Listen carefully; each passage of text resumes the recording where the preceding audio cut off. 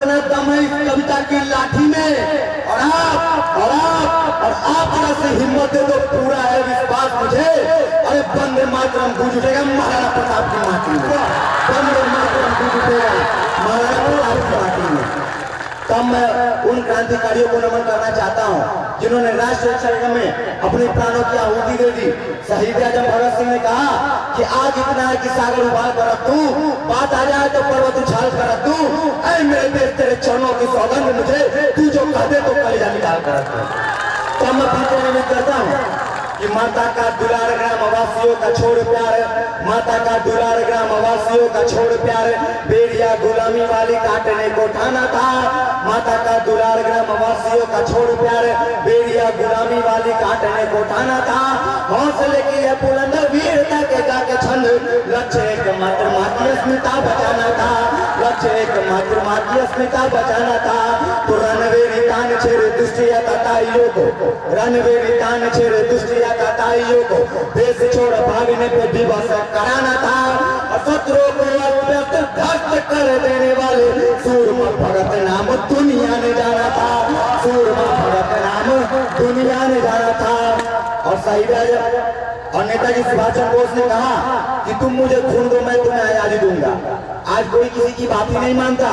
कैसा नेतृत्व था उनका।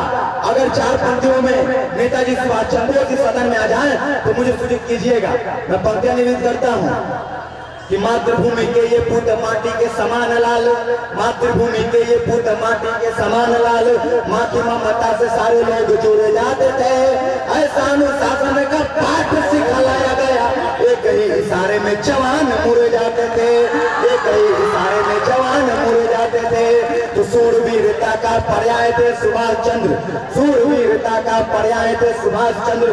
कुशल विरोधी भी नेतृत्व गुण गाते थे और भय के प्रभाव से फिरंगियों के भाव घटे। बोस नाम सुनते ही हो जाते थे।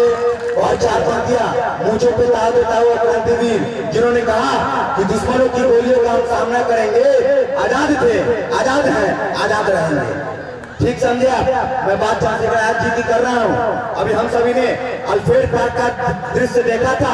अभी हम सभी प्रयागराज गए हुए थे भ्रमण पे, तो मैंने वहीं से चार पंक्तियां निवेदित करता हूँ कि माता जगरानी जी की कोख धन्य हो गई थी, माता जगरानी जी की कोख धन्य हो गई थी। भारत वसुंधरा पे चमका सितारा था।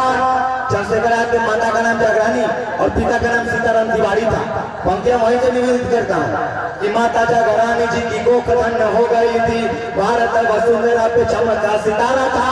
तेज पुंज लाल का जो देख लाल लाल बाल, महाकाल शिव जी के नाम से पुकारा था, महाकाल शिव जी के नाम से पुकारा था।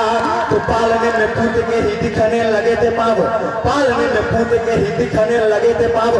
वीर देश भक्त सीता राम का दुलारा था और तिलक तिवारी वंश लगता था देवांश। और शत्रुओं के लिए जलता अंगारा था, और शत्रुओं के लिए जलता अंगारा था।